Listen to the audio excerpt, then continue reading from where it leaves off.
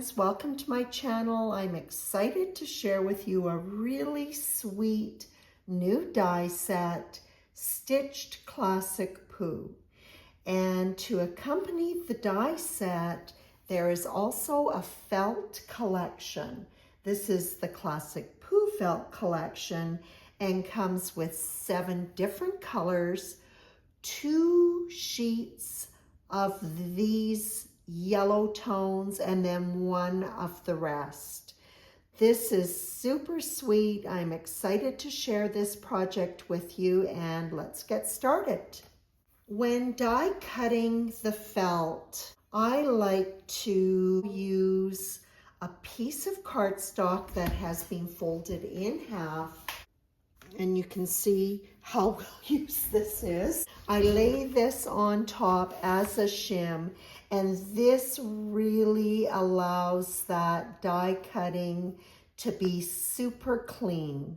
I run it back and forth 2 times, and I end up with nice, clean die cuts.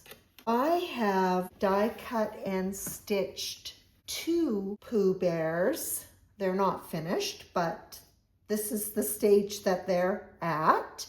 And these ones were done out of beeswax. The bear that I'm going to be stitching for you has been die cut from caramel. Here are all of the pieces, minus the little die cut for the ear and the eye, which I'll put in later. I have die cut the arms and the legs 2 times for each one. I'm using a blanket stitch to create a nice sturdy die cut. I have done 1 leg, and I will stitch the other 2 die cuts to create the second leg. When Pooh is finished, he will be 4 inches tall if you have him in a sitting position like I do. If you have him standing, you are going to end up with a 5-inch tall Pooh.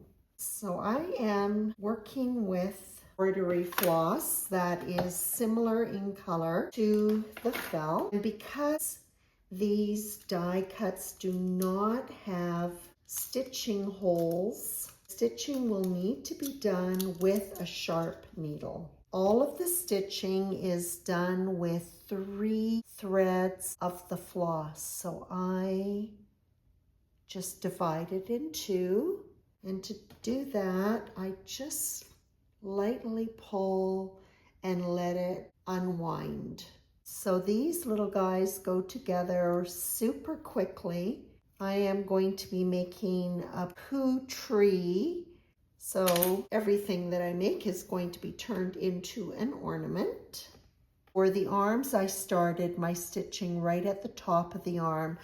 But for the legs, I'm going to start right where the foot meets the leg, right in that corner. And starting on the back side of the front one,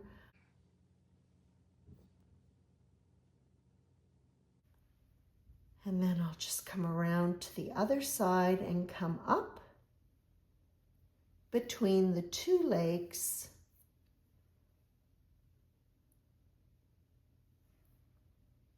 And that is the start of the blanket stitch.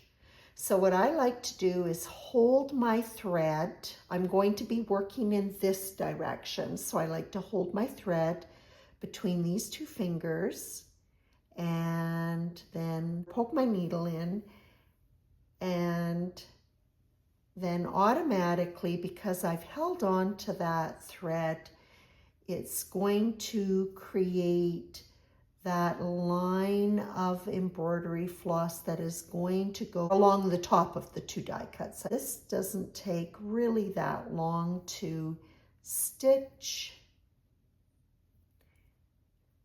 So the only thing that you have to pay attention to is making sure that the depth of your stitches from the edge to where you put the needle in is more or less the same for all of the stitches, And then of course, the spacing between the stitches should be more or less the same as well. And I say more or less because don't get hung up on little imperfections. And as I work each of the stitches, I do pull it taut before I hold that thread back in place and move on to the next stitch.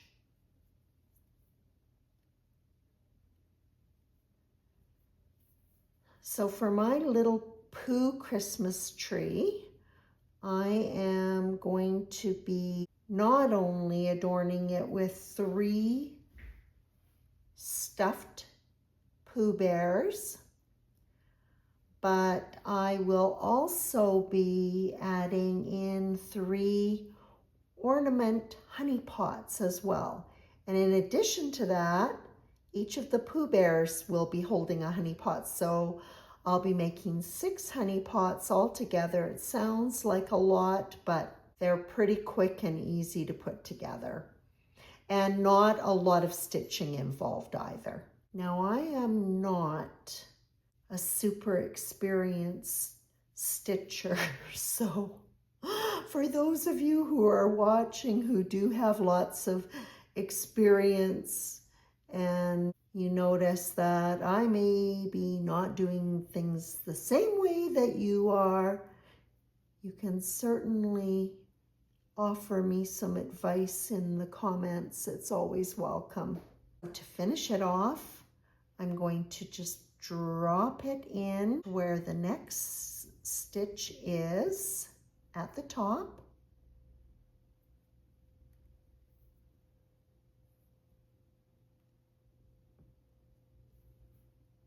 And instead of trying to tie it off, I'm just going to draw it up between the 2 die cuts,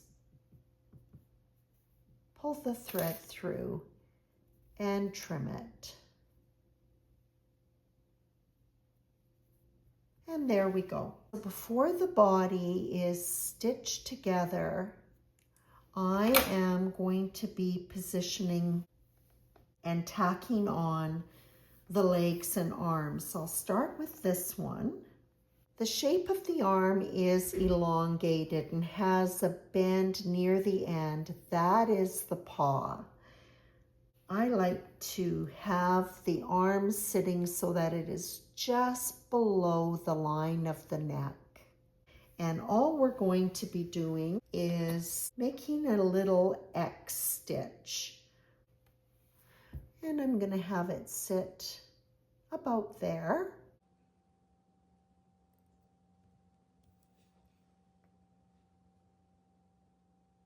And this is an ornament, so it's not going to have a lot of rigorous handling. So I am just going to stitch the X 2 times, 1 stitch on top of the other. And I should have left a longer tail. I'll make sure that I do that for the next one. So I'll just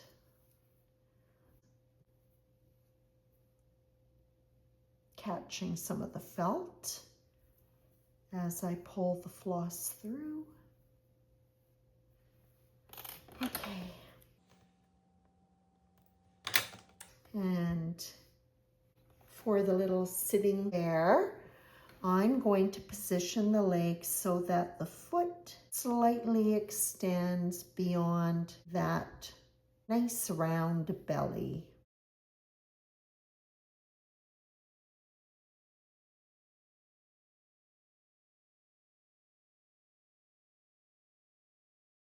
Oh, and I see I didn't leave a long enough tail. I just told myself to do that and I didn't do it. Yeah, okay. Maybe next time, but don't count on it.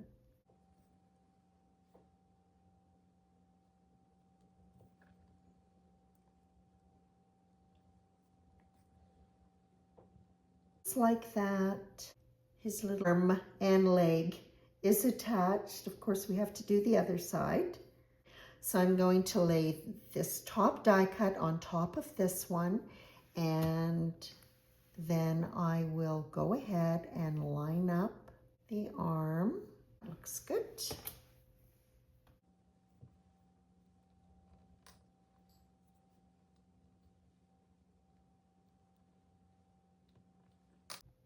These back on top of one another. Something else that would be really cute, rather than doing a little cross stitch to attach the arms and legs. I think I saw this on Spellbinders sample. They used little tiny buttons, and those look super cute as well. So that's another option. Okay, 2 of them I remembered to leave the tail long enough to tie it off. How about that? So the next thing that we're going to do is sew these 2 halves together, just to make sure everything is going to stay lined up. I'm going to use these little quilting clips, hold everything in place. Going to make sure that I have a pretty long thread so that my stitching can be continuous. I'm going to start about right here, and I'm going to work my way to about the same on the other side, because he is going to be stuffed and I want to do that from the base. Start off by just poking the needle in between the 2 die cuts. Unwieldy to work with initially. I'm just going to make that a bit shorter. Just tuck the tail in, but I'll be able to come back to it when I work my way around. So with the running stitch, all you're going to do is just stitch up and down until we get to our destination, and then we're going to turn around and repeat the stitching in the little blank areas between the stitches. And so until I get going, I like to just work back and forth to make sure that I'm getting the spacing. When there aren't any holes, you just need to pay attention to those stitches. Of course, once you get going, it's easier.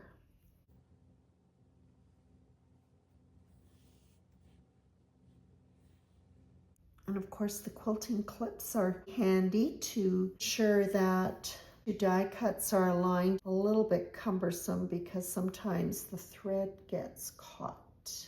And I'm just going to continue to about right here, and I will come back to you when I start stitching the other way. So I am going to stop my stitching in this direction, and that will leave me enough room so that I can stuff him.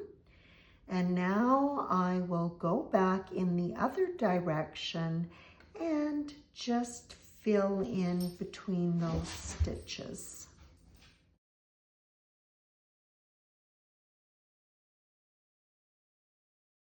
My thread is a lot shorter. That makes it easier to work with. And then I left a nice long tail so I can tie it off into a knot.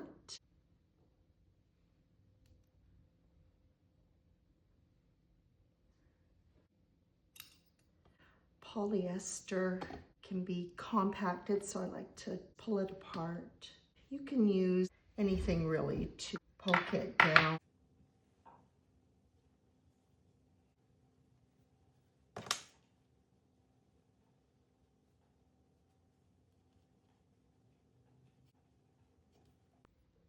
And I'm packing it in fairly firmly, but you do want to be careful not to push it so hard that you're going to rip the stitches.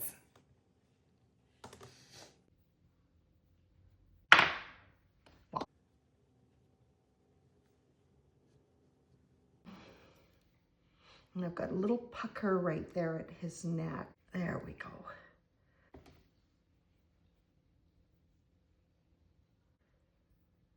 The running stitch just in and out. Okay, here's the last stitch. So what I'm going to do is I'm not going to feed it through to the other side. I'm just going to poke it in at the end of this last stitch on the other side. And I'm just going to run the thread up through the Pooh Bear and come out between the two die cuts further up, and that will be enough to secure that end. Then I'll just snip this off flush. To finish these Pooh Bears off, I am going to be adding in a nose. There is a nose die cut, eye and ear.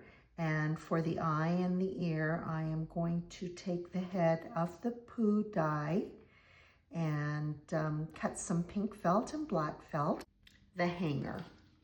And I am using old metallic embroidery floss. When I hold the bear up, his center point is this top ear. So I'm just going to just go down and up in the top of his ear.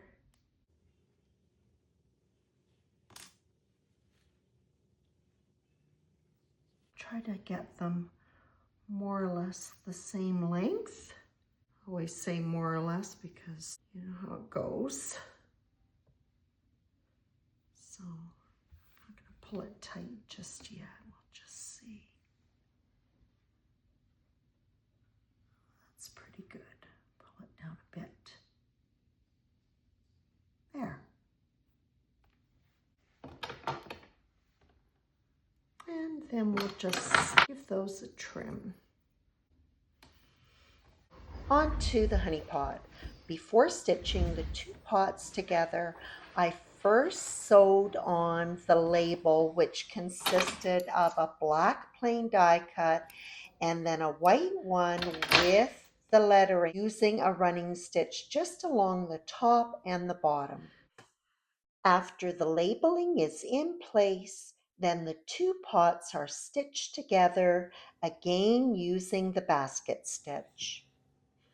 There are about 3 stitches on either side of the pot when you're going through the label that you'll be pushing through 4 layers of felt. So it's not too difficult, but you have to use a little bit of pressure to push it through. And to finish it off, I'll do the same thing again. Just take my thread and push it through to the other side between the 2 layers of die cuts. Well, actually, I guess between 1 and 3 layers of die cuts. There we go. To assemble the pot, I am going to be using hot glue. So I'll just put a thin bead along the top and then put this dripping honey die cut like so.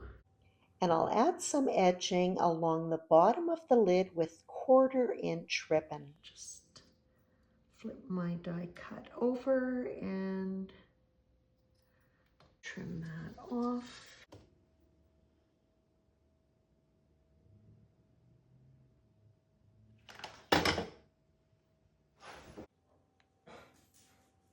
And then on goes the cute little bee which has been die cut from yellow and black felt and finished off with a fun detail using gold glitter wings. Winnie the Pooh to the pot.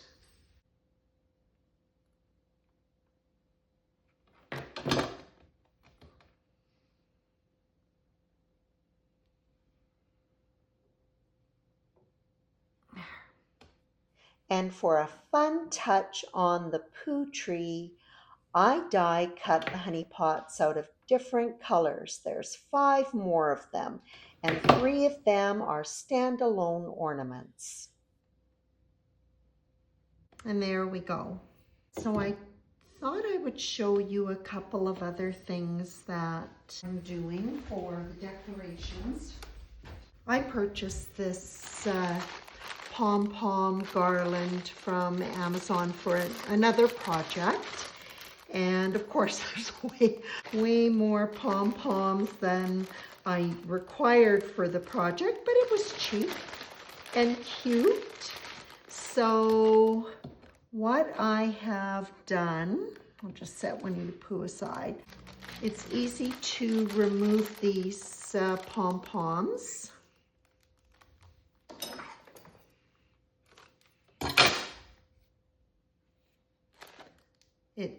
They just pull directly off the nylon thread that's holding them together. And then I am simply creating a hanger for them with this gold metallic thread by just pushing down inside the pom-pom, catching the area where it is more solid, and a loop and a knot.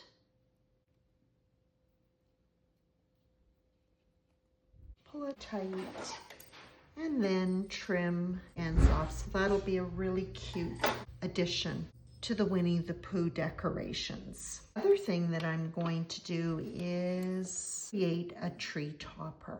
I'm using this Essential Stars die set. Die cut star out of the felt that was included in the Classic Pooh felt collection with the largest die, and you can even see the little stitching detail around it. So it does a good job cutting it. And then I use the smaller die to cut gold glitter cardstock. So that'll kind of coordinate with the wings that are on the bee. And I am going to stitch this star together, starting here and ending here, and leaving this bottom portion open so that it will slip over the top of the tree. Okay, so here are the 2 felt stars stitched together, and I just wanted to show you that I did leave it open on the bottom so it could slip over the top of the tree, but the stitch was continued just on the front star. And I'll just tie this off. I am going to adhere one of the gold glitter stars to the front of this tree topper just to add some shine, and I will be using hot glue.